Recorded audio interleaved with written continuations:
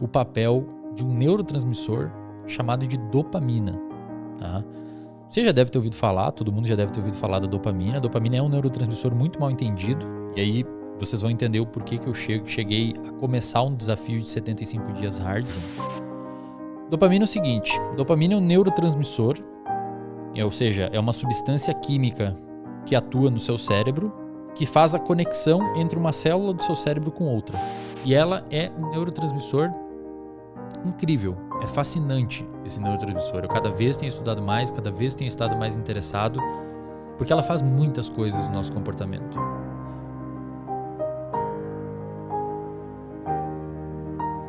Dopamina é o seguinte, dopamina é um neurotransmissor, ou seja, é uma substância química que atua no seu cérebro, que faz a conexão entre uma célula do seu cérebro com outra. Tá? Então a dopamina, você tem no seu cérebro uma célula, um neurônio. A gente tem 86 bilhões de neurônios, com B, 86 bilhões de neurônios no cérebro e 80 e poucos bilhões de outras células que são as células da glia. Então não é só neurônio que tem. O neurônio é a célula funcional do cérebro. É a que faz a gente mexer braço, entender as coisas, pensar, sentir emoções. Mas as células da glia já se sabe que tem uma função muito importante. Por muito tempo achou que era só suporte, etc. Mas as células da glia hoje sabem que tem metabolismo energético importante, uma sustentação importante, etc. E olha que maneiro. Eu comecei a estudar esse neurotransmissor chamado de dopamina. Por quê? Primeiro porque ele tem essa função modulatória, tá? Então ele consegue mexer, cara. A dopamina é como se fosse você pegar um plástico e você esquentar ele. Você pode remodelá-lo da forma que você quer. É isso que a dopamina faz no seu cérebro. E ela é um neurotransmissor incrível. É fascinante esse neurotransmissor. Eu cada vez tenho estudado mais, cada vez tenho estado mais interessado, porque ela faz muitas coisas no nosso comportamento. Por muito tempo se achava que a dopamina tinha relação com prazer. Então, por muito tempo, achava-se, não é totalmente errado essa visão, mas por muito tempo se achava que a dopamina tem relação com prazer, mas na realidade parece que a dopamina tem mais relação com motivação. Então, o que acontece? Tem alguns experimentos bem maneiros que fazem o seguinte: você pega um animalzinho de laboratório e você depleta, você destrói neurônios dopaminérgicos desse animal. Esse animal ele é capaz de sentir prazer. Então, se você bota esse animal no ladinho de uma alavanca, onde ele clica na alavanca e vem comida ou vem cocaína intravenosa nele, ele fica clicando a alavanca. Ou seja, mesmo sem dopamina, o animalzinho faz aquele comportamento para obter recompensa. Só que se você movimenta o animalzinho um corpo de distância, literalmente, você movimenta o animal um corpinho dele pro lado, ele já não caminha até a alavanca para clicar a alavanca de novo. Entendi, então ele não tem a motivação necessária para chegar lá e sentir o prazer. Ele sente o prazer. Se ele tá aqui, ó, o animalzinho depletou os neurônios dopaminérgicos, ele pega a comida e come. Ou clica na alavanca para ter a cocaína injetada na veia dele.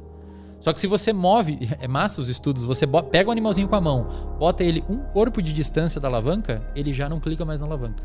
Cara, porque a dopamina tem a ver com ele ir até a substância. A dopamina tem a ver com quando você quer buscar um prazer que está fora do seu corpo. Um prazer que está ali na frente, um prazer que está longe. Eu já falei isso em outros lugares, mas eu vou falar aqui para a galera que não me conhece. Tem um outro experimento muito clássico que determinou esse papel da dopamina na motivação e não necessariamente no prazer, que ampliou ainda um pouquinho mais isso. Tá? E aí agora eu vou entrar no porquê que eu comecei esse desafio de 75 dias. O experimento, eles pegaram um macaquinho, ensinaram ele a ficar sentadinho numa cadeira e tal, e eles deram um suquinho de laranja pro macaquinho. É um experimento do grupo do professor Schultz. Hoje no mundo, assim, não sei se ele é vivo ainda, mas é o cara que mais sabe sobre sistema de recompensa e dopamina. Ele tem bons reviews, assim, que ensinam muito bem sobre isso. Ele ensinou o macaquinho a ficar numa cadeira e ele ensinou pro macaquinho que suquinho de laranja, maçã é gostoso. Então ele primeiro, antes de mais nada, ele abriu a cabeça do macaquinho e botou um eletrodo lá no núcleo accumbens, que é a região do centro de recompensa no cérebro do macaco. E esse eletrodo consegue identificar a atividade neuronal dessa região. Então, quando essa região aumenta a atividade, o eletrodo consegue detectar, significa que o animal está sentindo prazer. Ou que tem aumento de dopamina. Tá? O que ele viu? Ele pegou o macaquinho, deu um suquinho de laranja, um suquinho de maçã, ele viu que explodiu a quantidade de dopamina no cérebro do animal. O animal sentiu prazer. A dopamina também é sobre prazer, mas mais sobre motivação, porque você consegue sentir prazer sem dopamina. Aí ele ensinou o macaquinho que sempre que acender uma luzinha no teto, ele vai receber o suquinho. E ficou registrando na cabeça do macaco quando que aumentava a dopamina na cabeça do macaquinho. Então o que ele viu? Ele viu que quando o macaquinho enxergava que acendeu a luzinha no teto, a dopamina aumentava muito no cérebro dele. Quando ele bebia o suco, já não tinha mais dopamina. Ou seja, quando o sinal do prazer chegou, a dopamina subiu. Quando ele sentiu o prazer e recebeu a recompensa, já não tinha tanta dopamina. É tipo o iFood. É tipo o iFood, é tipo aquela pessoa que tá assistindo um filme e vê alguém fumando no filme. Cara, quando você vê o gatilho, a sua dopamina explode. E a dopamina faz você pegar o cigarro e fumar. Quando você fuma o cigarro, talvez nem tenha tanta dopamina. Então a dopamina ela é sobre antecipar a recompensa, não sobre a recompensa em si. O que acontece, cara? A dopamina e o sistema dopaminérgico, de uma maneira geral, foi desenvolvida, à luz da nossa evolução, para viver num ambiente onde não tem tanto sinal dopaminérgico, onde não tem tanta disponibilidade de situações hiperdopaminérgicas como hoje. Que fica te estimulando o tempo inteiro. Exato. Então a dopamina, quando você abre um livro de neurociência clássico, você vai ver que o que eles usam para explicar a motivação? Comportamento de beber água, comportamento de comer, de se alimentar, e sexo. Por quê? Porque a dopamina funcionou para isso durante a nossa evolução. A gente acordava de manhã nas cavernas lá e tinha que ficar motivado e preocupado com o que ia comer, se tinha água para beber ou se ia cuidar da prole, etc. Faz sentido. Hoje a gente não precisa se preocupar mais com isso. Inclusive tem alguns pesquisadores que argumentam que a sociedade hoje ela é tão deprimida e tão ansiosa justamente por isso. Porque o nosso sistema ele se desenvolveu para se preocupar com algumas coisas e hoje a gente não precisa se preocupar com tanta coisa. A gente não precisa urgentemente de coisas hoje, vitais para viver. Via de regra, as pessoas têm coisas para comer. Via de regra, as pessoas têm água para beber e abrigo para dormir. E o sistema dopaminérgico ele foi desenvolvido para você viver num ambiente onde você sempre precisa estar engajado buscando alguma coisa. E hoje, muitas vezes, a gente está em casa no sofá, tem comida na geladeira, tem água ali, os seus pais te ajudam, etc. E você fica, e aí, o que eu faço agora? Aí o seu sistema de dopaminérgico muitas vezes te joga para quê? Pornô em excesso, videogame, drogas. Por quê? Porque essas coisas, elas jogam muito dopamina pra você. Jogam muita dopamina. São comportamentos hiperdopaminérgicos. Muito. Os jogos de videogame, por exemplo, são desenvolvidos para liberar muita dopamina. O sexo, a pornografia, naturalmente libera muita dopamina. Aí o que eu comecei a estudar, cara? Eu comecei a perceber que, na realidade, quando a gente fala, por exemplo, de um comportamento adicto, de uma pessoa viciada, uma pessoa dependente química, ela é uma pessoa, se você pegar um estudo de ressonância magnética funcional ou PET scan e olhar o cérebro de um usuário de cocaína enquanto você injeta cocaína nele, você vai ver que a ligação da dopamina com o receptor de dopamina é mais baixa que o cérebro de uma pessoa saudável. Ou seja, ocorre um downregulation. O que é downregulation? De tanto você bombardear o sistema com dopamina, devido ao uso da droga, ocorre uma adaptação para baixo do seu sistema. Então o seu basal de dopamina fica mais baixo. Entendi. É por isso que você sempre precisa ficar buscando aquilo. Por quê? Porque o seu basal está cada vez mais baixo e você tenta desesperadamente aumentar a sua dopamina com a droga, só que ele cai ainda mais. O nosso corpo ele se regula muito assim. Se você come muito açúcar, o seu pâncreas vai liberar muita insulina. E conforme você vai liberando bombas e bombas de insulina, a sua célula começa a criar uma situação chamada de resistência à ação da insulina. E a resistência à ação da insulina é mais ou menos por isso. O receptor de insulina sai da célula e você começa a não ter a ligação de insulina e não ter a entrada de glicose na célula. Eventualmente você desenvolve diabetes. A droga no cérebro faz mais ou menos a mesma coisa, Lutz. O que acontece? Obviamente Eu tenho que fazer essas ressalvas pra galera não me xingar depois. Mas, obviamente, você usar cocaína é diferente de você comer um bolo, comer chocolate. Óbvio, pessoal, óbvio isso. Ninguém aqui tá falando que pessoas que comem açúcar são viciadas em drogas. Não. Mas o açúcar, a gordura, a pornografia, comportamentos de uma maneira geral são, sim, liberadores de dopamina. Não num pico tão grande quanto uma droga, por exemplo, uma anfetamina, uma cocaína, alguma coisa nesse sentido. Mas ainda assim, jogos de uma maneira geral, cassino, videogame, etc. Às vezes interação social em excesso, quando você desesperadamente procura por aprovação social, comidas hipercalóricas. Existem alguns comportamentos que naturalmente vão aumentando os seus picos de dopamina. E o segredo é assim, imagina que o seu sistema dopaminérgico... O seu sistema dopaminérgico, ele tem 2 tipos de liberação, tá? Ele tem uma liberação tônica. O que é uma liberação tônica? A liberação tônica é assim, você fica tuf, tuf, tuf, tuf, como se fosse um coração batendo, sempre liberando dopamina. Cronicamente, você sempre está liberando. O dia inteiro. O dia inteiro.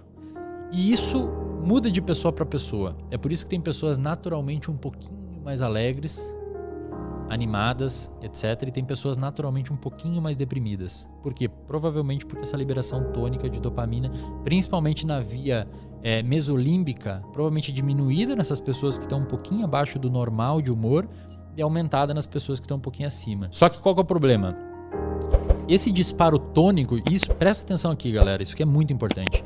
Esse disparo tônico dopaminérgico, tipo coração, buf, buf, buf, ele mantém um nível basal de dopamina no seu cérebro o dia todo.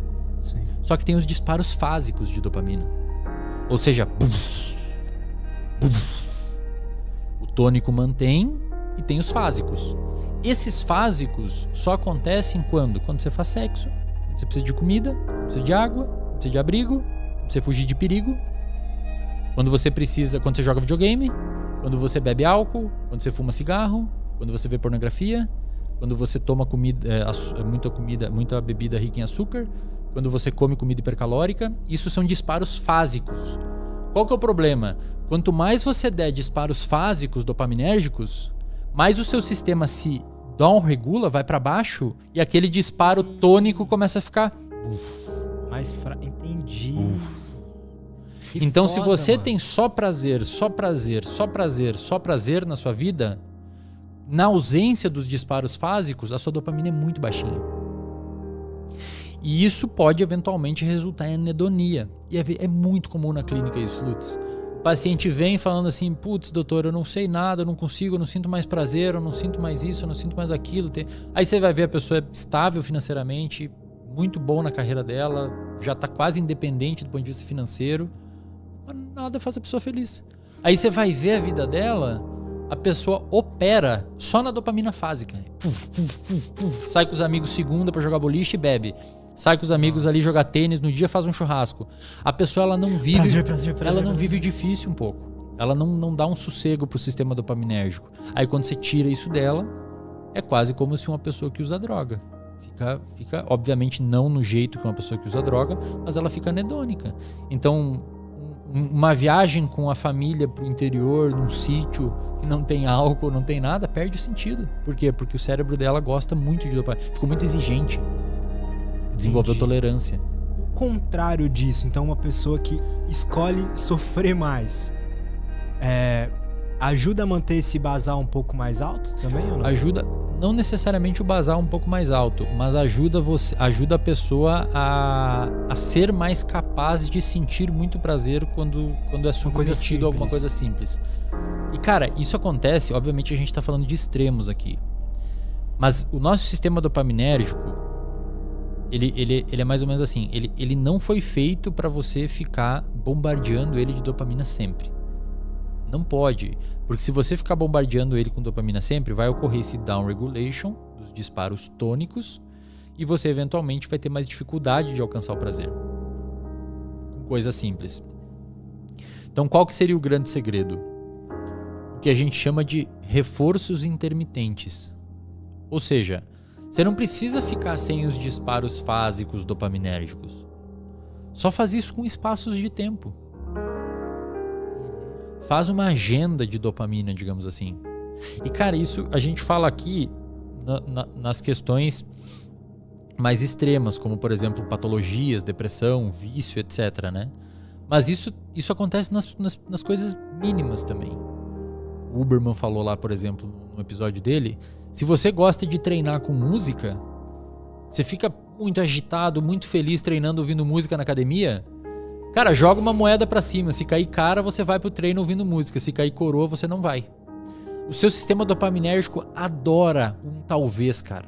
Nossa, lembra do macaquinho que eu falei lá do... Lembra do macaquinho que eu falei do suco? Aham. Com o tempo, se o macaquinho aprende que sempre depois da luzinha ele ganha suco, ele para de liberar dopamina quando vê a luzinha. Caralho. Porque a recompensa é certa já. Então, assim, primeiro, o que a gente tira disso tudo, né? Leva a mensagem pra casa aí. Dopamina não é sobre prazer, é sobre motivação. Dopamina é sobre a antecipação do prazer. Então, o macaquinho que sabe que vai ganhar o suquinho quando acende a luz, ele libera bastante dopamina quando vê a luzinha. Quando ele ganha o suco, ele já não libera tanta dopamina. Assim é com a pessoa em casa que quando pede a pizza no iFood, chega a pizza, ela já nem tá tão mais motivada a comer a pizza, às vezes até se arrepende de ter pedido, porque pediu, eu quero a pizza, eu vi a pizza no filme, e aí pede uma puta pizza, e chega a pizza, ela fala, caramba, por que eu fiz isso? Dopamina. Ou seja, a sua dopamina já baixou, você não tá mais motivado a comer. Foi o gatilho que liberou a dopamina. E o macaquinho que aprende que sempre que depois que acender a luzinha ele ganha, a luzinha já não libera mais dopamina no cérebro dele. Agora, se você pega um grupo de macaquinho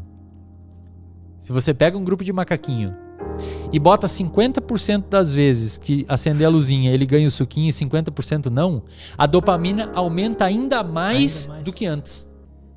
Porque a dopamina é sobre novidade. Tipo assim, ele fica, será que agora que acendeu a luzinha eu vou ganhar aquele suquinho de laranja? E a dopamina explode, cara. Ele quase quer sair da cadeira. Então a dopamina é sobre tal, é sobre você antecipar uma possível recompensa que vai vir. Isso é dopamina. O que os cassinos fazem, Lutz? Os cassinos trabalham muito bem com o sistema dopaminérgico, principalmente com esses reforçamentos intermitentes. Eles não se você vai num cassino e sempre que você girar a boletinha lá você ganhar dinheiro, perde a graça. Eu não quero mais, nada me motiva mais a fazer. Ou se sempre ganha recompensa. Agora, se você talvez girar na alavanca, se você girar a alavanca e talvez ganhar uma recompensa, seu sistema dopaminérgico vai ficar louco. Então, botando isso em termos práticos, como o Huberman falou lá. Cara, se você quer treinar ouvindo música, eu gosto muito de treinar. Escuto Racionais, Djonga, adoro escutar música enquanto eu treino, me ajuda muito. Só que ultimamente tem dias que eu não escuto de propósito. Aí você vai pensar assim, pô, mas você tá boicotando seu treino? Não, eu tô usando o sistema dopaminérgico a meu favor. Cara, eu acho que eu percebi isso. Eu tava treinando sempre, porque eu sabia que aquele estilo de música me dava pump direto. Depois de um mês treinando, parou. Exato. Nem dopamina, tinha mais vontade de ouvir. Dopamina adaptou o sistema. Agora, se você joga uma moedinha pra cima, se cair cara, você treina com a música. Se cair coroa, você não treina. Cara, todo dia você vai querer jogar a moedinha e vai ficar, tipo, um friozinho na barriga. Cai. E aí caiu, e você vai poder ouvir a música, você vai ficar muito feliz, cara. Pois é.